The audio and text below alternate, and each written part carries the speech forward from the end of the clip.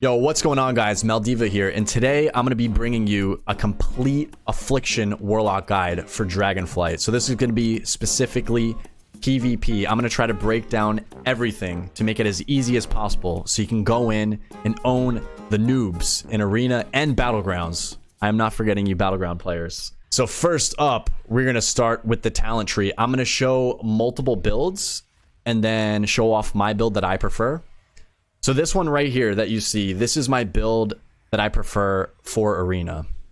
So this is my default Arena loadout. So starting on the left side, we have Demonic Circle, very important talent. You're going to need your Demonic Circle because this is your mobility. And I skip out Burning Rush. You don't want to take Burning Rush because that's going to harm you. You're going to take too much damage. We don't really need the move speed increase because there's other ways to get move speed increase. I'm opting out of Feldom. Maybe later on we'll go for at least Feldom because you can double spell lock people it's a little bit more like advanced tactics, so you can do that. Next up is Demon Skin. Very, very important to have your Soul Leech passively regenerate. They also nerfed Soul Leech recently, so this is going to help out. They nerfed the damage. So when you deal damage, it builds up your Soul Leech, but they nerfed that. With this talent, it's unaffected. They didn't touch this at all. And then we have Fell Armor. So when Soul Leech absorbs damage, 10% of the damage taken is absorbed and spread out. That's going to help be super tanky. And also 3% damage reduction. So very, very important. You want as much health and damage reduction as you can get in PvP. Now over here, Curse of Enfeeblement is going to be very important because you have this special talent down there, Amplify Curse, which makes these curses even stronger. So you can increase the move speed and also the casting reduction on Curse of Tongues. So also weakness makes the enemy unable to critically strike. That is huge if you put that on warriors and stuff. So if you're into like 1v1s or you get in that situation in a BG, that's going to be really, really important. And now recently I've tested Abyss Walker because I had a point that I just didn't know where to throw it. So I put it into here. So when you port and use Gateway, you'll have a 4% damage reduction for 10 seconds. I was like, why not? Seems good. Over here, I am default spec'd in a Howl of Terror for 3s, but if you're doing 2s or maybe even like 1v1s, you're going to want Coil. Or if there's like a warrior, because you're not really going to benefit too much off Howl of Terror into a warrior. So that's when I would switch to Coil. So that's just situational, but 3s, the like other casters, Howl of Terror is the play. We already covered Amp. Demonic Embrace, extra 10% stam. You just want to pick that up because our health is very important. A lot of our abilities are going to scale with our health. So you want to increase it as much as possible. This Demonic Inspiration, we're going to be sacking our pet. I'll go over that later because it's in the right side of the tree. This is going to increase the Demonic or the Grimoire Sacrifice damage by 15%. It's going to be a lot. Grimoire Sacrifice is huge on our damage breakdown, so you're going to want to buff that as much as possible. Same thing over here. This is going to increase it by 15%. The top part doesn't matter because you're not going to use a pet. We have Demonic Fortitude increasing our max health. So you want to snag that. I skip Banish because there's really not anything important to banish. Most locks are not playing with a pet. Maybe if you queue into a demo, if you're queuing into a demo lock, Banish, you could benefit from that, banishing the Tyrant or their main pet so they lose Soul Link. And I decided to spec out of the reduction on Amplify Curse. They recently nerfed the Tongues portion of it, and you can't keep it up permanently anymore. You used to be able to, but they nerfed that, so I'm like, you know what? Screw it. I'll put my points somewhere else. So we got Desperate Pact. Drain life heals for 30% more while below 50% health. Very important. There's going to be ways where you can drain life multiple targets with the Soul Rod ability, which we'll go over later. Sweet Souls, huge. Buffs your Healthstone, and also when someone else Healthstone's in your party, it's going to heal you as well. This is just PvE. No use in Arena. Demonic Gateway, definitely very important. So you have extra mobility for not only you, but your teammates as well. I'm not speccing in a Nightmare because we can just apply Curse of Exhaustion, which is the same thing. And I don't really get many opportunities to fear. It's kind of hard. We're very GCD starved. When we go over the rotation, you guys will see and I'll explain it more. Greater Banish, doesn't matter. Dark Pact, very important. This is going to be your major defensive cooldown. That's on a pretty short cooldown actually, because we're going to spec into Frequent Donor. So now it's a 45-second. Then over here, I increase the damage reduction on my wall. Most games are pretty short, so there's no point in reducing it by 45 seconds because I never really make it to the second wall. When you're doing solo shuffles, the games are generally pretty short, so you're going to want to take that extra damage reduction when you really need that cooldown. Shadow Fury, pick that up because it's extra utility for peeling. Warlocks kind of lack it. I mean, we only have Fear and I guess Howl of Terror. So this is an extra little peel that we have. We already went over Frequent Donor. Accrued Vitality, very important. Because when I go over Soul Rot, if you do this on multiple targets, the healing is going to be amplified a lot. And this is going to tie into your survivability, which you need to abuse as an Affliction Warlock because people are going to target you down and you really got to work on surviving in all situations. I skip Lifeblood. I don't really feel like that's worth it. The leech doesn't do all that much. Dark Fury, Shadow Flame. Nah, I'm not a big fan of Shadow Flame because it just doesn't do any damage. Maybe if they added damage onto it, it'd be useful, but just seems like a waste of a GCD. Fell's Synergy is a nice little extra heal tied into our Soul Leech, so I take that. And it's just on the way down to the bottom of the tree. You kind of just need it. More so like a filler talent to get to these bottom ones. Soul Link, all it does when you sack is gives you 5% stamina. So you just want to pick that up. And it's also mandatory so we can get down to Soulburn, which is the huge talent. So Soul Conduit, pretty nice. I mean, 10% chance to get a refunded shard. It's whatever. But this is the holy crap insane talent, which we're going to use to amplify tons of our abilities. So it'll be for utility, healing, all of that stuff. Very important. And then Resolute, which will help you reduce the cooldown of your wall. I don't really get much value out of this because like I said earlier with this, I'm never getting 2 walls in a game. So that's why I was kind of torn to putting points into this or Synergy. But the Synergy, I thought it was adding damage into our sacrifice, but it was not. Because I was originally going that.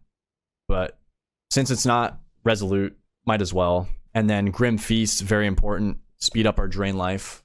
Because it's pretty slow. We used to have the 100% back in last expansion, but now we only have 30, but you definitely want that to increase your healing.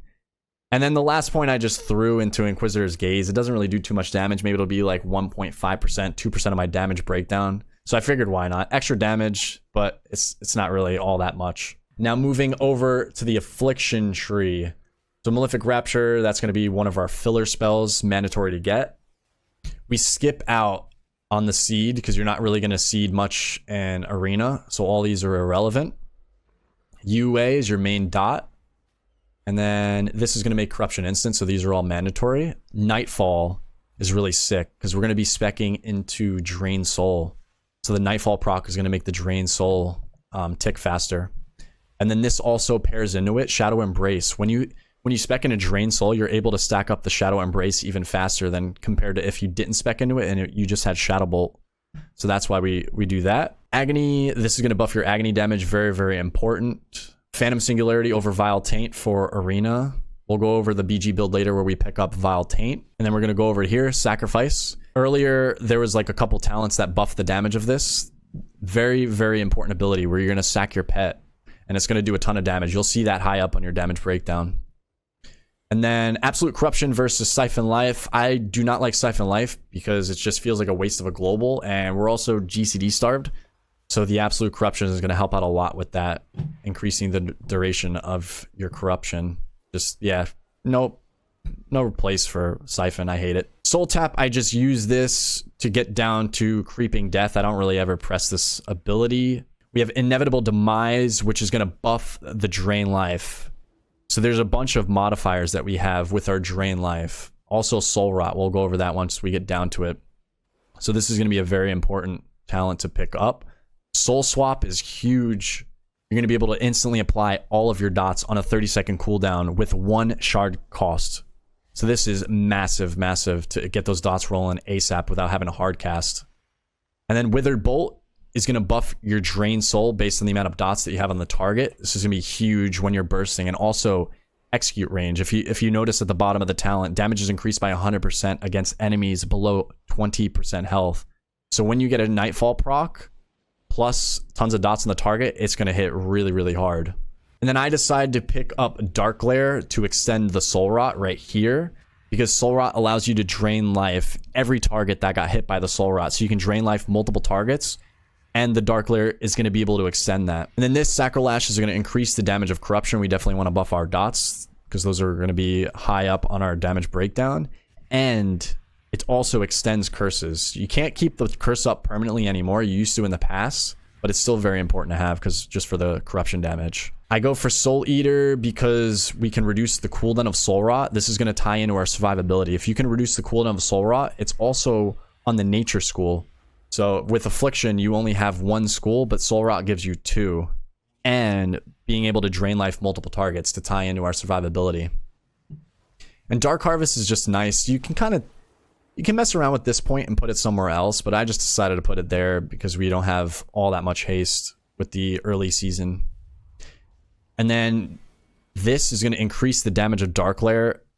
Not really the biggest deal, but the big one is going to be Grim Reach. This is huge. When it deals damage, it deals 50% of that damage to all enemies affected by your dots. So if you have a ton of dots out and you Dark Lair, it's going to shoot all of them and be buffed by every dot that you extend with your Dark Lair. So you'll have the duration is going to be extended, and the damage increase per dot is going to be buffed with that as well.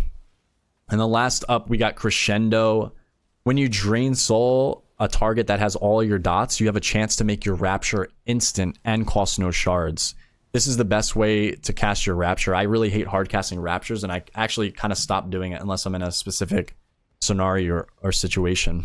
And then for PvP talents, I stick with these. These are my default loadout. So we got Rampant Affliction. You definitely need that because you can only UA 1 target if you don't spec into that. Precog is massive. If you juke a kick, which you kind of have to do as Affliction, you're going to be immune to crowd control and interrupts, and also gain 50% haste. So if you could juke a kick and then you get a Soul Rot out and a drain life, you can pretty much top yourself. Very, very important. That's what I use a lot of the time when I'm like 1v2ing and stuff. And then Rapid Contagion is going to be one of the best shard spenders, since we're not going to be rapturing all that much, or at least in my kind of personal play style. And now other options that we have, you could spec into Gateway Mastery, especially with the Soulburn making your Gateway instant. That's a pretty good pickup. Nether Ward if you're playing against casters, so you can reflect some important spells. And also Essence Drain. In 1v1 situations, Essence Drain could be really insane. Let's say if you're 1v1ing a warrior or something.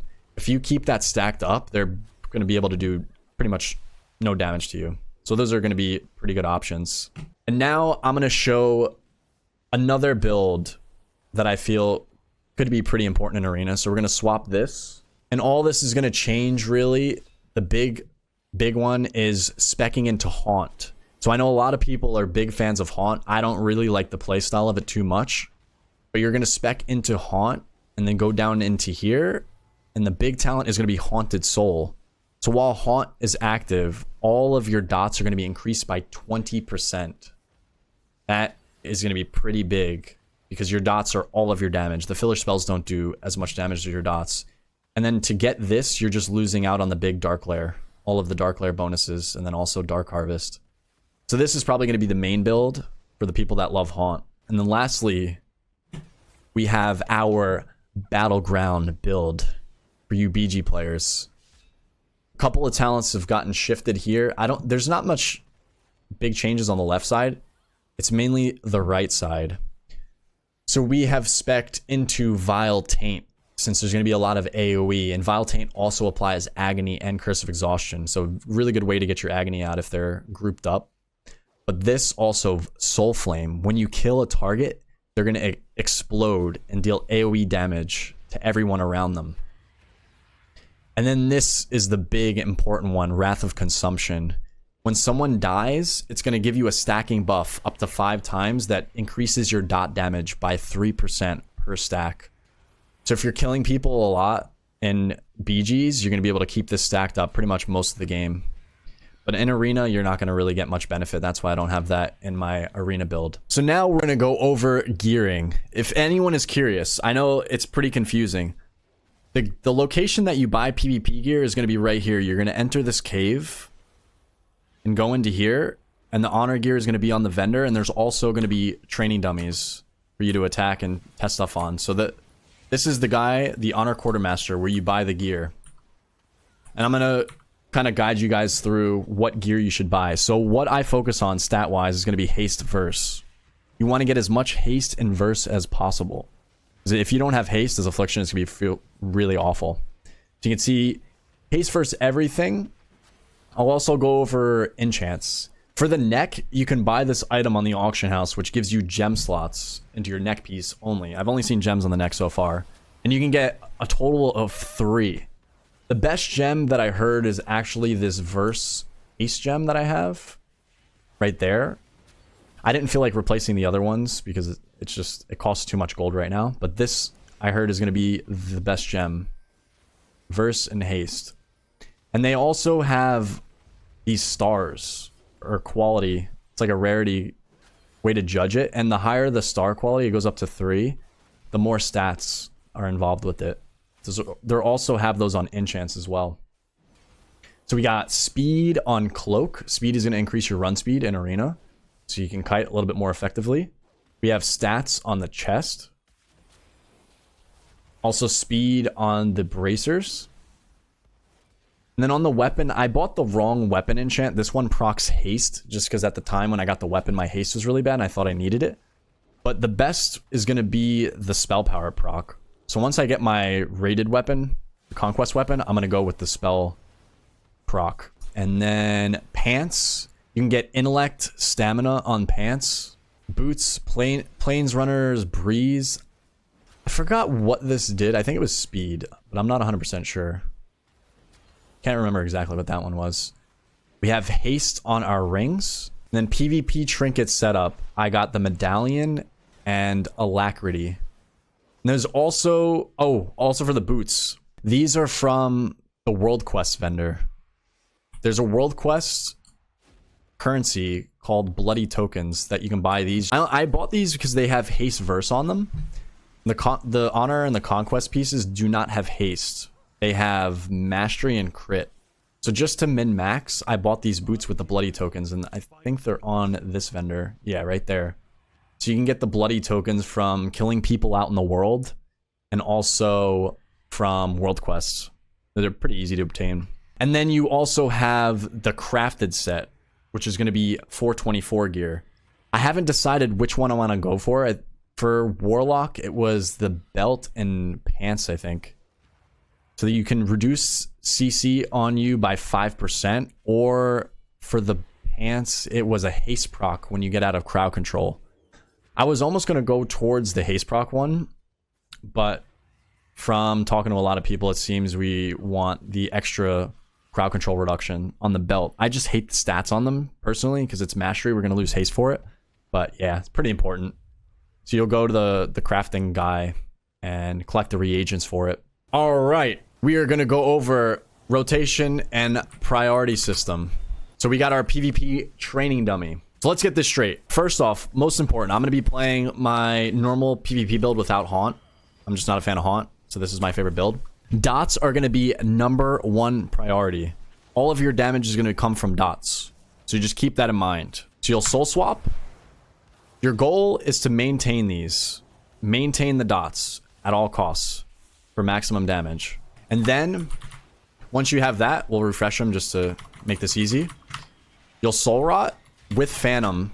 Dark Lair when you have the Soul Rot and Phantom for maximum. And then now we have the Dark Lair pumping because we're specting all that. You're going to get your Contagion running. And then after that, Drain Soul. Now when you drain, you're going to get instant Malefic Rapture procs like this. And then Nightfall procs. When you have a Nightfall proc, you definitely want to use that. And then just use your instant raptures like that. And then I'll usually drain soul in between. But now if I'm in a situation where I can free cast, and let's say I don't have a Nightfall proc, and you feel like you're not going to get interrupted, you can press Rapture. But I try to avoid pressing Rapture just because in PvP there's so much going on. And I'm pooling my shards for Soulburns. And also using Rapid Contagion like off cooldown. And then once you get to pretty high stacks with your Drain Life, you can wait for your Soul Rot and then Drain Life on a different target to get maximum damage and also healing. So that's going to be kind of the general damage rotation. You'll try to keep tots on as many people as possible.